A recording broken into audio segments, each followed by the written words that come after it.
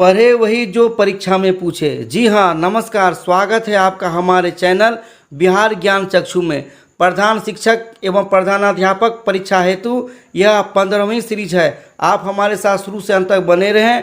आपसे आग्रह है, जिसने अब तक हमारे चैनल को सब्सक्राइब नहीं किया है वे हमारे चैनल को सब्सक्राइब कर देंगे और अपने दोस्तों के साथ शेयर करेंगे। यदि हमारा वीडियो पसंद आए तो लाइक अवश्य करेंगे। साथियों, पहला प्रश्न है, बाल्यकाल में चोरी की आदत के कारक हैं अभावात्मक, ईर्ष्यात्मक, संगतिवश या जन्मजात, प्रकृतिपूर्ण या स्वैच्छिक, या ए और बी दोनों सत्य हैं या सिर्फ ए सत्य है। तो सही उत्तर होगा सिर्फ ए सत्य है। बाल्यकाल में चोरी की आदत का कारक है अभाव या ईर्ष्या या संगति के कारण ही बच्चों में चोरी की आदत होती है। तो सही उत्तर होगा ऑप्शन डी के साथ, अर्थात ए भी हमारा सही हो जाएगा। अगला प्रश्न है प्रश्न नंबर 2, राष्ट्रीय बाल बोर्ड का गठन कब किया गया? 1976 में, 1974 में, 1980 में या 1982 में? तो सही उत्तर होगा ऑप्शन नंबर बी, 1974 में। अगला प्रश्न है, बिहार में पाठशाला चलो अभियान शुरू किया गया है जिसका लक्ष्य है अनिवार्य शिक्षा की व्यवस्था, नामांकन के बाद विद्यालय छोड़ने के प्रतिशत को कम करना, या लड़कों की शिक्षा पर बल देना, या ए और बी दोनों? तो सही उत्तर होगा ऑप्शन नंबर डी, ए और बी दोनों। अर्थात बिहार में पाठशाला चलो अभियान शुरू किया गया जिसका लक्ष्य था अनिवार्य शिक्षा की व्यवस्था तथा नामांकन के बाद विद्यालय छोड़ने के प्रतिशत को कम करना। अगला प्रश्न है प्रश्न नंबर 4, समूह अधिगम में छात्रों की आवश्यकताएं होती है। ए समूह प्रशंसा प्राप्त करना, या कार्य को समान रूप से वितरित करना, या व्यक्तिगत मत की उपेक्षा करना, या पृथक छात्रों का समूह की ओर आकर्षित करना। तो सही उत्तर होगा ऑप्शन नंबर ए, समूह प्रशंसा प्राप्त करना। अगला प्रश्न है प्रश्न नंबर 5वां, शिक्षक द्वारा पाठ्य पुस्तकों के प्रयोग का प्रमुख उद्देश्य होना चाहिए शिक्षण को केंद्रित करने वाली विशेष सामग्री के रूप में, छात्रों को पुस्तक में लिखे तथ्यों को समझने के रूप में, छात्रों के वाचन स्तर को ऊंचा करने के रूप में, या शिक्षक द्वारा व्याख्यान कम करने के रूप में? तो सही उत्तर होगा ऑप्शन नंबर डी, शिक्षक द्वारा व्याख्यान कम करने के रूप में। अगला प्रश्न है प्रश्न नंबर 6, पाठ योजनाएं प्राथमिक रूप से शिक्षकों के लिए लाभप्रद होती है क्योंकि ये तात्कालिक शिक्षण उद्देश्यों की रूपरेखा का निर्माण करती है, या पाठ योजनाओं को प्रत्येक वर्ष तैयार करने के संकट से मुक्ति प्रदान करती है, या परीक्षा हेतु छात्रों की नीति को तैयार करती है, या शिक्षक को योजना निर्माण में समय एवं परिश्रम को बचाने में मदद करती है? तो सही उत्तर होगा ऑप्शन नंबर ए, ये तात्कालिक शिक्षण उद्देश्यों की रूपरेखा का निर्माण करती है। पाठ योजनाएं जो है प्राथमिक रूप से शिक्षकों के लिए इसी रूप में लाभप्रद होती है। अगला प्रश्न है प्रश्न नंबर 7वां, राष्ट्रीय साक्षरता मिशन कार्यक्रम का संबंध किससे है? प्राथमिक शिक्षा से, माध्यमिक शिक्षा से, उच्च शिक्षा से, या प्रौढ़ शिक्षा एवं निरक्षरता उन्मूलन से? तो सही उत्तर होगा ऑप्शन नंबर डी, प्रौढ़ शिक्षा एवं निरक्षरता उन्मूलन से। राष्ट्रीय साक्षरता मिशन का जो कार्यक्रम का जो संबंध है वो प्रौढ़ शिक्षा एवं निरक्षरता उन्मूलन से है। अगला प्रश्न है प्रश्न नंबर 8वां, सतत मूल्यांकन की विधि है आधुनिक एवं नवीन मूल्यांकन विधि, या पारंपरिक मूल्यांकन विधि, या मूल्यांकन की वस्तुनिष्ठ विधि, या ए तथा सी दोनों ही?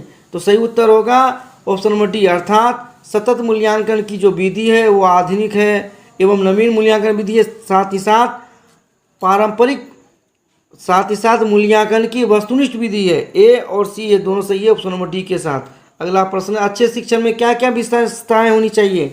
क्रिया आधारित, प्रेरणादायक, प्रगति आधारित, या उपरोक्त सभी?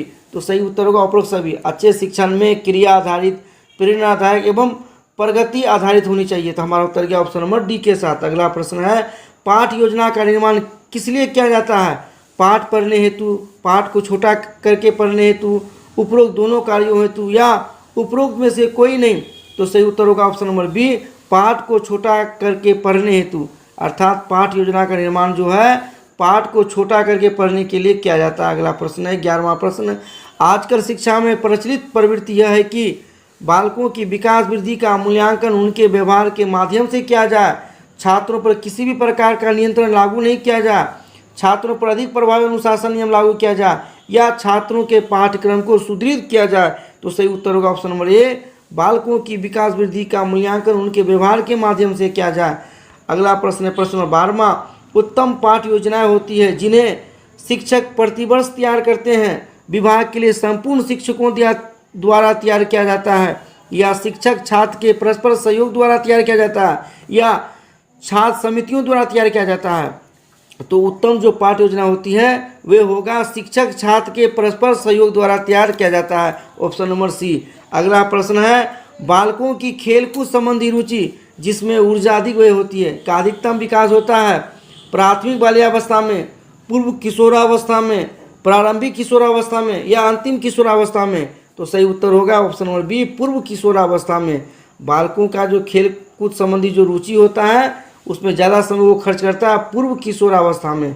अगला प्रश्न है, बाल विकास को पहले किस नाम से जाना जाता था? बाल वृद्धि, या बाल मनोविज्ञान, या बाल अभिप्रेरणा, या बाल संवेग? तो सही उत्तर होगा ऑप्शन नंबर डी, बाल संवेग। बाल विकास को पहले बाल संवेग के रूप में जाना जाता था। अगला प्रश्न है, बाल व्यवहार में परिवर्तनों का कारण है प्राथमिक रूप से परिपक्वता, केवल परिपक्वता ही, या अधिगम एवं परिपक्वता दोनों की उचित मात्रा, या केवल अधिगम? तो सही उत्तर होगा ऑप्शन नंबर सी, अधिगम एवं परिपक्वता दोनों की उचित मात्रा। बाल व्यवहार में परिवर्तन का मुख्य कारण है अधिगम यानी लर्निंग और मेच्योरिटी। अगला प्रश्न है, किशोरावस्था की वय के लिए निम्नलिखित में से कौन सा विकासात्मक कार्य नहीं है?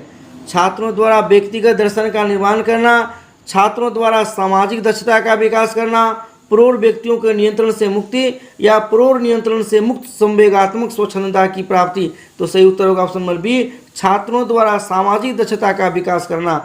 अगला प्रश्न है, 17वां प्रश्न है, किस विधि का प्रयोग अक्षरों को पहचानने के लिए किया जाता है? सामूहिक विधि, या देखो और कहो विधि, या वाक् शिक्षण विधि, या साहचर्य विधि?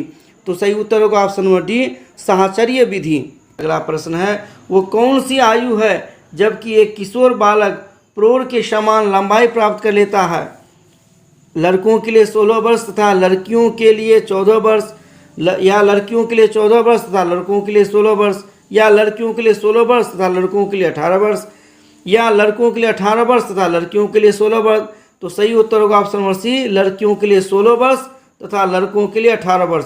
इस आयु में एक किशोर बालक प्रौढ़ के समान लंबाई प्राप्त कर लेता है। अगला प्रश्न है, संवेग का तात्पर्य है बालक का विशेष दशा में दिया गया प्रत्युत्तर, बालक की संवेगात्मक अनुक्रिया, बालक की उद्दीप्त अवस्था जो किसी उद्दीपक के संदर्भ में अनुक्रिया द्वारा व्यक्त की गई है, या असंगठित व्यवहार? तो सही उत्तर होगा ऑप्शन नंबर सी, बालक की उद्दीप्त अवस्था जो किसी उद्दीपक के संदर्भ में अनुक्रिया द्वारा व्यक्त की गई हो वही संवेग का तात्पर्य है। अगला प्रश्न है, शिशु में सर्वप्रथम किस प्रकार का संवेग दृष्टिगोचर होता है? भय, या सामान्य उत्तेजना, या दुख, या प्रसन्नता? तो सही उत्तर होगा ऑप्शन नंबर बी, सामान्य उत्तेजना। अगला प्रश्न है, बालकों के क्रोध को शांत करने का उत्तम तरीका है? क्रोध प्रकट करने पर तत्काल दंड प्रदान किया जाए, क्रोध को शांत करने के लिए हर संभव उपाय किया जाए, सुरक्षा एवं आत्मविश्वास की भावना का विकास किया जाए, बालकों को के तनाव मुक्ति के उपाय उपयुक्त साधन खोजे जाए? तो सही उत्तर होगा ऑप्शन नंबर डी, बालकों के तनाव मुक्ति के उपाय उपयुक्त साधन खोजे जाए। बालकों के क्रोध को शांत करने का ये सबसे उत्तम तरीका है। अगला प्रश्न है 22वां, प्रायः लड़के लड़कियों की अपेक्षा अधिक क्रोधी एवं झगड़ालू होते हैं, इसका कारण यह है अंतःस्रावी श्रवण, सामाजिक प्रत्याशा, शारीरिक संगठन, या उपर्युक्त सभी घटकों का सम्मिश्रण? सही उत्तर होगा ऑप्शन नंबर डी, उपर्युक्त सभी घटकों का सम्मिश्रण। प्राय लड़के या लड़कियां जो क्रोधी और झगड़ालू प्रवृत्ति का होता है इसमें उसका अंतःस्रावी ग्रंथियां, सामाजिक प्रत्याशा, शारीरिक संगठन सभी पर निर्भर करेगा, इसलिए हमारा उत्तर जाएगा ऑप्शन नंबर डी के साथ। अगला प्रश्न है, बालक सर्वप्रथम सामाजिक व्यवहार का प्रदर्शन करता है जब वो अन्य बालकों के साथ खेलना प्रारंभ करता है, जब वो किसी समूह की सदस्यता प्राप्त कर लेता है, जब वो व्यक्तियों के साथ अनुक्रिया करने लगता है, या जब वो मित्र बनाने के लिए विवश हो जाता है? तो हमारा उत्तर जाएगा ऑप्शन नंबर सी के साथ, जब वो व्यक्तियों के साथ अनुक्रिया करने लगता है तब बालकों में सर्वप्रथम सामाजिक व्यवहार का प्रदर्शन होने लगता है। अगला प्रश्न है, सामाजिकरण की प्रक्रिया में बालक उन सामाजिक मानकों का अनुसरण करता है जो उनके निकटस्थ होते हैं, उससे निकट भविष्य में सुरक्षा प्रदान करते हैं, उसे संतुष्टि प्रदान करते हैं, या उसे प्रेरकों को शांत करते हैं? तो सही उत्तर होगा ऑप्शन नंबर डी, उसके प्रेरकों को शांत करते हैं। अगला प्रश्न है 25वां प्रश्न, किशोरावस्था में नेतृत्व का संबंध किससे होता है? मानसिक चेतना से, शारीरिक आकार एवं शक्ति से, या विद्यालय में सफलता से, या सदस्य समूह में लोकप्रियता से? तो सही उत्तर होगा शारीरिक आकार एवं शक्ति से संप्रेषण संपन्न हो सकता है। दो प्राणियों के मध्य, मशीन एवं प्राणी के मध्य, या दो पशुओं के मध्य, या केवल मशीनों के मध्य? तो ये उत्तर आएगा ऑप्शन नंबर ए, दो प्राणियों के मध्य। संप्रेषण हमेशा दो प्राणियों के ही मध्य होगा, प्राणियों के ही मध्य होगा। अगला प्रश्न है, पाठ्य पुस्तक शिक्षण विधि ही वास्तव में क्या है? लेखन शिक्षण, या भाषा शिक्षण, या वाचन शिक्षण, या कथानक? तो सही उत्तर होगा भाषा शिक्षण। पाठ्य पुस्तक शिक्षण विधि जो है वो वास्तव में भाषा शिक्षण है। अगला प्रश्न है, बालक की रुचि तथा अभिवृत्ति का ज्ञान मूल्यांकन के किस विधि में होता है? लिखित, या साक्षात्कार में, या निरीक्षण में, या मौखिक में? तो सही उत्तर होगा साक्षात्कार में। अगला प्रश्न है, एक शिक्षक के रूप में क्या आप इस बात से सहमत हैं कि कठोर दंड, अत्यधिक निंदा बच्चों के संवेगात्मक और सामाजिक विकास पर प्रतिकूल प्रभाव डालता है?